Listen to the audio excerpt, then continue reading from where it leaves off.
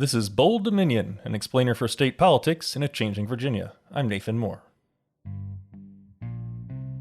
Last week, the Virginia General Assembly reconvened for a special session to deal with the budget fallout of the coronavirus pandemic.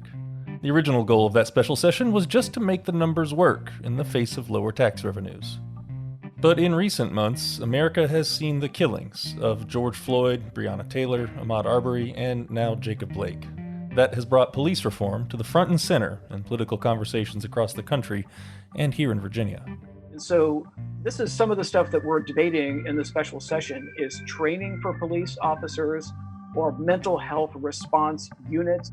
And this costs money. And so part of the debate is, okay, these are all great ideas. We're also trying to slash millions of dollars out of our budget. So there's a balancing act they're doing this year. That's journalist and author Michael Pope. He and strategic consultant Thomas Bowman are the co-hosts of the podcast Transition Virginia. That podcast documents the transition of power in Virginia from Republican to Democratic majorities in the General Assembly this year. Well, a few weeks ago, Thomas asked me if we could do a crossover episode between Bold Dominion and Transition Virginia. I thought that was a grand idea. A bunch of political nerds talking shop about the state legislature. And so here we are. I should also mention that you should listen and subscribe to their podcast over at transitionva.com. Check out the latest episode. It dropped a couple days ago, and it includes a longer version of the discussion you're about to hear. Well, in a couple weeks, we'll know more about what actual bills and priorities are coming out of this year's General Assembly special session. But this week, on Bold Dominion, we're dicing through what we can expect from the special session and the realities of power in the Virginia legislature.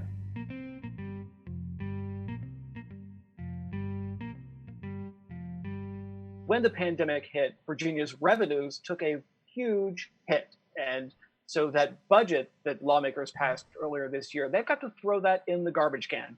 And so one of the first things that happened when the economic crisis hit was that lawmakers unallotted all the money that they had previously allotted. By the way, this is a word that only was recently created, unallotment. The neologism of the week. This is a new bit of the lexicon that we've created this year during the pandemic, to unallot. But so basically what that means is it's the new spending. So this is another sort of wrinkle on this. So Democrats just recently took power after 20 years being out of power. So they passed their own budget with new spending priorities. So this is the new liberal progressive spending priorities.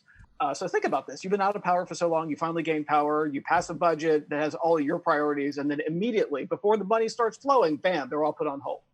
What's on this list of new spending priorities that are now unallotted? They're unallotting $2.7 billion of all the new spending, which by unallotting, really what they're doing is they're just pressing pause. And then they're coming back in these weeks here to turn on those lights if they have the money for it. And they will be leaving lights off probably until January if they think they don't have the money for it. The biggest pot of money and the thing that's gotten people worked up is raises for teachers and spending on public education. So if you think about what happened the last time the economy crashed, funding for the schools, which is a major chunk of the state's budget, was cut severely. And so this budget cycle with the Democrats taking power is actually the first opportunity to restore funding to the levels that they had been before the last economic crisis. So when they left town before the pandemic hit earlier this year, Democrats were patting themselves on the back for finally restoring education funding to what it had been a decade ago. And so now all of that is in jeopardy, and they're going to need to figure out how much of that they can afford and how much of that they can't afford. What do we think the amount is going to be? Like how much they can then afford or not afford with all this? I mean, it sounded like, the COVID related tax revenues are definitely going to be down, like substantially down, but not quite as, catastrophic as maybe some of the early projections and fears would have suggested. Yeah, Nathan, the reason for that is that a lot of Virginia's budget comes from its investments in the stock market. We're actually at 2% growth, according to the member of appropriations that I spoke with last night. So that 2% growth rate means that it's not actually as big as of a budget emergency as they assumed it was going to be going into this when it was declared. I would throw out there, though, that in some ways it's premature to even consider that the final chapter on Virginia's budget woes during the COVID era, because we're pretty sure this is going to come and go in waves, right? And so you're going to have payroll withholdings going up and going down based off whether or not people are working. And the stock market could also take a dive, which puts Virginia's budget back into crisis. And so, in my opinion, just as a strategist who's been actually studying coronavirus policy, you might be able to level the criticism that they're not being ambitious enough in the scope of and breadth of social reforms that are going to be needed to get Virginians through this crisis in the long term. But from their perspective, as like, we're here to put out a fire, there's actually a much smaller fire at this moment in time than they expected there to be. So we have Democratic majorities in both the House and the Senate, House delegates and the state Senate. What are they hoping to accomplish with the special session this week? Well, aside from creating a new budget and seeing how many of their unallotted priorities they can re-allot. Is re-allot a word? Let's add this to the lexicon. It is now. If unallot's a word, re-allot definitely is.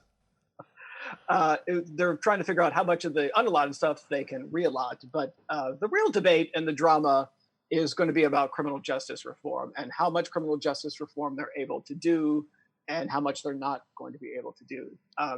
There is also some drama with COVID relief. You know, one of the things that just barely didn't make it over the finish line earlier this year was paid sick days. And we've already seen some drama on this on the Senate side, where Senator Barbara Favola had a bill that would require all employers to offer paid sick days.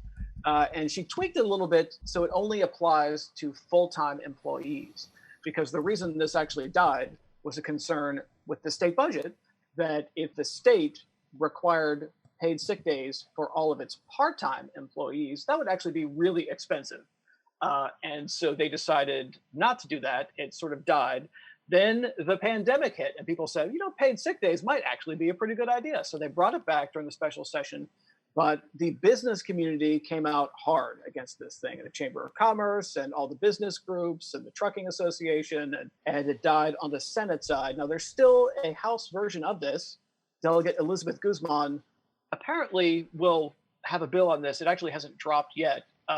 It'll get back to the Senate, and who knows what's going to happen there. You know, there was a rather lopsided vote in the Senate committee that took this up. The vast majority of the members voted against it. I think there were only 3 members that voted in favor of it. With paid sick leave, you know, I see this off and on in Virginia politics, where the state has definitely turned more blue, right? And so we've got a number of reforms built around different social issues and social causes, and those are all well and good. When it comes to sort of like pro-worker legislation, we're still not exactly what I'd call progressive, even though Democratic majorities are in both houses. Thomas, do you want to talk about the right to work law and how it has shaped Virginia labor policy since the 1940s? I would love to hear more about right to work law and how it shaped Virginia labor policy since the 1940s. Look, Virginia's got a history of anti-labor that goes back around to the 1880s in its more modern pro-business euphemistic form. And it really goes back, of course, to Virginia's slave status, where it believes that you shouldn't have to pay for labor. It believes that labor is an asset, right, to the individual, and you can own it.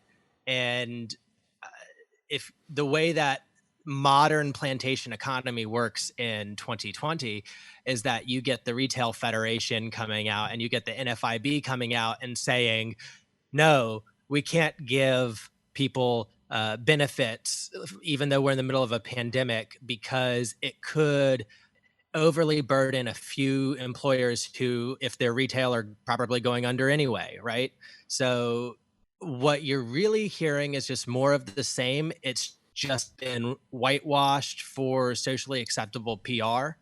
Harry Byrd pioneered this back in the 1920s when He debuted the model of fiscally conservative and socially liberal, right? And so what he used were fiscally conservative arguments to say that we don't have the money anymore to help Black people and institute programs that were actually going to help more Black people, in his opinion, than white people. And so that led to him convincing Governor Tuck, who was a wildly populist governor who had already supported the New Deal, for example, that when he came to kiss Harry Bird's ring for an endorsement, he ended up having to publicly go back and unendorse the New Deal, right? Because it was going to help more people of color than it was going to help white people in Senator Bird's mind.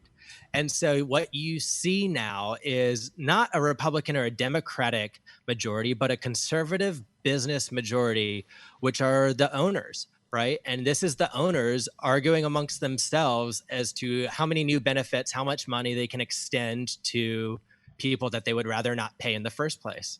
And you see a lot of material and substantive differences in attitude between the House and the Senate. A lot of that's generational. And for all of us gung-ho, wild-eyed liberals, as we've been called in the past, the risk is like you might be able to get it through the House, but you can't get it through the Senate.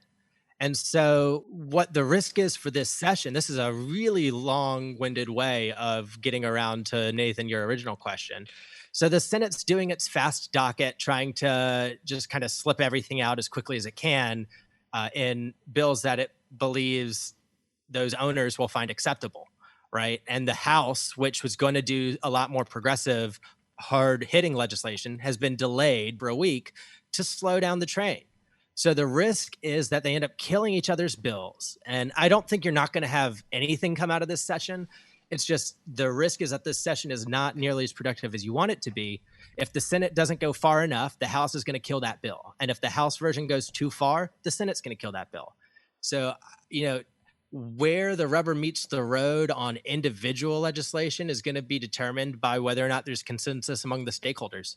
Well, and tell me, during the Republican majorities, when the Republicans had majorities in both the House and the Senate, did it play out similarly? Was the House more conservative and far right than the Senate? And was the Senate more tempered? Or is that just this term? Well, Nathan, each House member today represents about, I think it's like 80,000 constituents, right? So what you have is a pretty parochial House member when it comes to their district issues. If you compare with the senator who's got, I think it's 280 or 300,000 individual constituents in that district. They're going to be pretty homogenous in places like Northern Virginia, where there are a lot of Senate districts packed in with each other. But if you go out, past Charlottesville down toward 81 and South Side, those Senate districts become pretty expansive. And so you wind up having to juggle Republican or Democrat, you have to juggle very diverse constituencies in these places. And so what you get is the Senate is always probably going to track toward the middle, no matter who's in charge, just because of the way that Virginia has set up its government. It also, the House, though, the best member to be in the House is the Speaker, right? Because the Speaker is all powerful in Virginia, and you want to leverage your power as the Speaker amongst your members. But if you are the Senate, you don't have an equivalent power of Speaker, right? So you have to build consensus by definition of your governmental system. So I think you can change the generation of the people in charge, but you're not going to change the character of the elected body as a 400-year-old institution just because you get a little bit of new blood. Also, it's important to think about how the system actually works. House districts are really small and they're elected every 2 years. Senate districts are very large and they're elected every 4 years. So what you see is a lot of times the House members will do what they think is popular in their district, and they're constantly in an election cycle, and they're constantly going back to their voters and hearing you should do this and you shouldn't do this and why haven't you done this yet. And the senators, at least the way the system is supposed to work, are able to take a longer term view and take difficult votes. And what do they have to worry about? They're not going to be elected again until another 3 years. And yes, that is how things happened when Republicans were in power. The Republican House was always much more aggressive with their conservative agenda, and they were constantly being pulled back by the more moderate Republican senators. You're listening to Bold Dominion, a state politics explainer for a changing Virginia. Visit us online at bolddominion.org. Have a friend who's trying to figure out Virginia state politics? Well, tell them about this show. And then subscribe in Spotify, Apple Podcasts, and wherever fine podcasts are served up. Bold Dominion is a member of the Virginia Audio Collective, online at virginiaaudio.org. Check out all the podcasts from the collective, including Charlottesville Soundboard. If you're in Central Virginia, Soundboard is your source for news, culture, and community. Each week, we dig into in-depth reporting and analysis on local issues, featuring the reporters from Charlottesville Tomorrow. Soundboard is available at virginiaaudio.org. Well, welcome back to the show. Today we're talking with Michael Pope and Thomas Bowman. They're the co-hosts of the podcast Transition Virginia, which you can find at transitionva.com. And we're having ourselves a nice little crossover episode this week. In this half of the show, we're looking at police reform in Virginia. There's a batch of bills currently being considered in the General Assembly's special session. Michael Pope starts us off.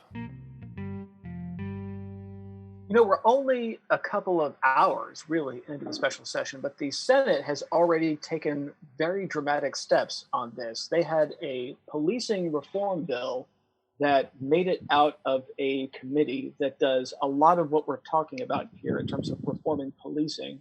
And it was done in a way where the senators who were working on this actually got buy-in from the police chiefs, and they got buy-in from all of the sheriffs in Virginia and buy-in from the state police. And it was done in a way where they negotiated bits and pieces of this so that there was no opposition. So when the bill was presented in the Senate committee, there were 0 people that spoke in opposition to it. And this was done by the series of compromises that were made before the bill was even presented. So I'll give you a couple of good examples on this.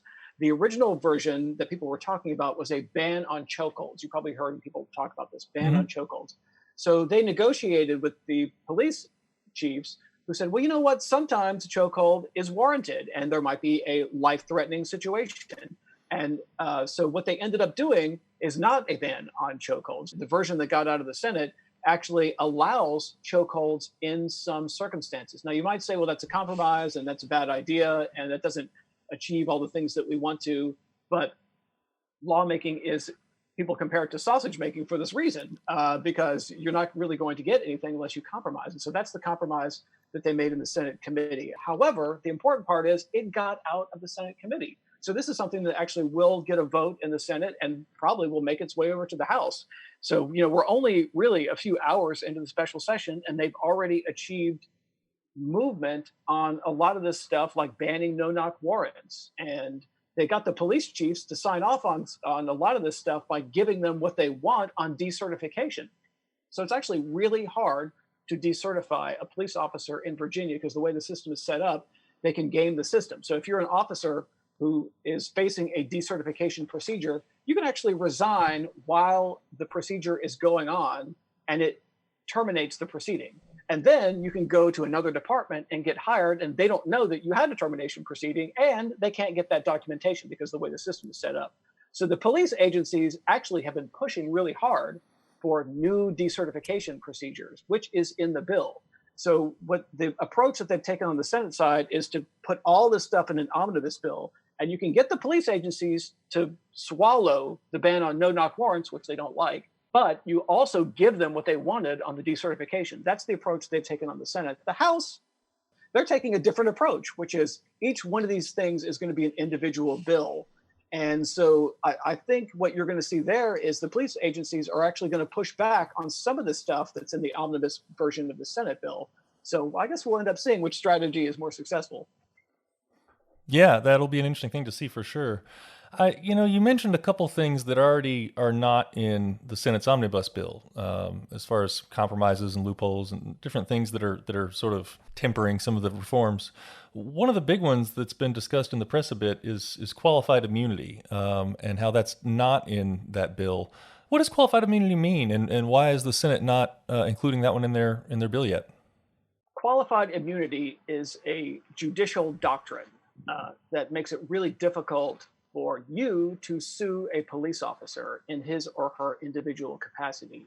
And so this has long been a problem for people who feel like it's a way to challenge authority when authority has done wrong things. And so there are lots of defense attorneys that want to either get rid of qualified immunity or soften it up. So in any event, we've seen movement on the House side, or at least we've seen House members who are interested in doing this. I don't think they've actually dropped any bills on this yet.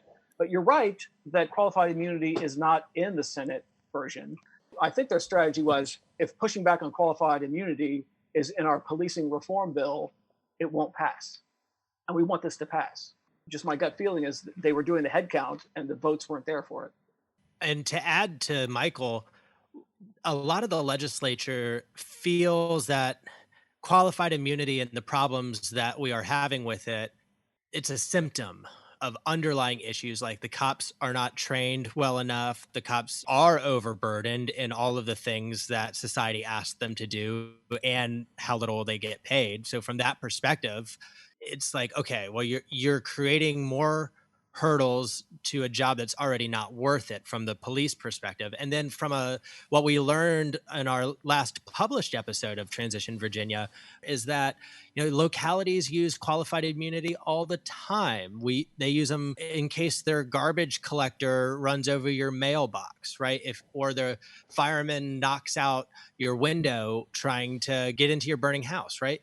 And so in my opinion, while qualified immunity is certainly a sexy policy topic, it's probably not the area where we're going to get the most bang for our buck as reformers. We need to, and I think the legislature is taking this track. They're really looking at what are the underlying causes, and that's what they want to change, so they don't have to deal with the hot potato of qualified immunity. Maybe there's going to be an exemption to qualified immunity based off intent or some other kind of narrowly tailored resolve. But the reality is that the legislature is more focused on other elements that go into police reform. Some of the demands and reforms and actions called for by the defund activists, things like actually reducing armed officers, the notion that if you've got armed officers, they're going to treat every problem as a nail and all they've got is a hammer. And this idea of replacing policing with public safety as a mindset and framework to approach this. What I'm hearing as far as the reforms in the assembly right now is a lot of reforms to particular parts of the code that might rein in certain behaviors of police. But is there anything or any talk more in line with this notion of changing the framework of public safety? Yes, I think a lot of that discussion is actually about the mental health issues. So because of the way the mental health system works in America and in Virginia, your first responders are often police officers. And people with mental health problems often get wrapped up in the criminal justice system, which does nobody any good. I mean, recently I've covered a really tragic case up here in Northern Virginia of a woman with very serious mental illness who had a run-in with police, and then she ended up in the Fairfax County Jail, and then the sheriff's deputies out there hit her with a taser, and she died because of being hit with a taser. And so, I mean, this woman, she was suffering from serious mental illness. She should not have been wrapped up in the criminal justice system. She should not have been in the jail, and she also should not have been hit by a taser. But going back to what you're talking about, if the police officers who responded to that incident maybe had the training in mental health, or if they were able to take her somewhere other than the jail, she might be alive today. And so this is some of the stuff that we're debating in the special session, is training for police officers or mental health response units as opposed to police response units. And this costs money. And so part of the debate is, okay, these are all great ideas. We're also trying to slash millions of dollars out of our budget. So it's a balancing act they're doing this year. Nathan, the other thing too is they are looking at this special session as really closing the arteries, stopping the bleeding. This is not in the legislator's mind the session for large systemic reforms that take policy research and sussing things out with all the advocates and stakeholders. That's going to come in January. What you're seeing this special session are what are the things we can do, what can we nibble around the edges on that relieve the pressure quickly, both economically, and also socially. And yeah, the criticism that they're going to open themselves up to is not having gone far enough at the time when it was needed. But from their perspective and the perspective of a lot of Virginia government policymakers, it's a marathon and not a sprint, and give us time to get it right. Well, and trying to slash $2.7 billion out of a state budget is certainly a challenge. And from what I understand, the mental health reforms that Michael was just talking about are some of those that have been unallocated for a period of time. Thomas and Michael, I want to ask one more time just to sort of recap. What's going to happen? Put on your prediction hat. What's going to come out of this special session on budget, on criminal justice reform? After 2016, do people still make predictions? I wasn't really into the prediction game before 2016. Now I know it's like a fatal error. So I will say, if you look at what's already happened on policing reform immediately right out of the gate, I mean, like the first committee meeting in the Senate, they come up with this gigantic policing reform bill where it's important to remember the senators who were pushing this thing had already worked out a compromise on chokeholds with the police. They already worked out a compromise with the search warrants with the sheriffs. They already worked out a compromise on military equipment from all these law enforcement agencies. So a lot of the work has already been done in terms of making the compromises, lining up the votes. And so I think what we're going to see play out is how much of that advanced planning is successful. Was it Mike Tyson who once said, everybody has a plan until you get punched in the face, right? So like everybody's getting punched in the face right now in Richmond.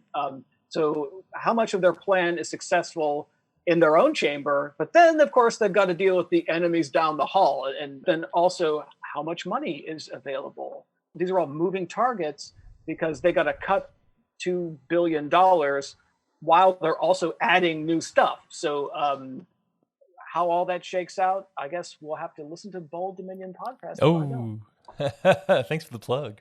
Thomas, what do you think? What's going to happen? I think that a lot of people are going to walk away disappointed from this session. It's not going to be the session everybody hoped it's going to be in a lot of ways. I don't see the House taking kindly to getting stymied for a week, right? And in a lot of ways, you have the Senate Republicans making that happen in conjunction with the House Republicans. So let me jump in just to clarify. The state Republican lawmakers are intentionally slowing things down in the House so that the Senate can move more moderate versions of these bills through in order to own the framing, right? And then that's the start. Right. And so I see that on Sunday after the House is able to ramp up, that's going to have a huge resulting counterfire. And who they fire at, I don't know. Is it going to be the Republicans? I don't know. Is it going to be the Senate? Maybe. But what's on the table is that a bunch of very offended House members are going to look at a Senate bill that doesn't go far enough, most likely. House versions of bills that they're terrified of, and all of their friends who have been lobbyists, they're going to be advocating against these bills coming out of the House. And so the risk, of course, is that nobody's happy, everything dies.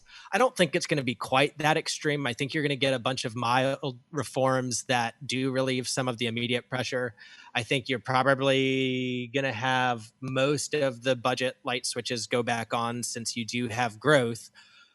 But the risk is if the bottom drops out of the stock market, once again, do we have to come back and change everything again? So I don't know. Like, is this session going to have anything conclusive?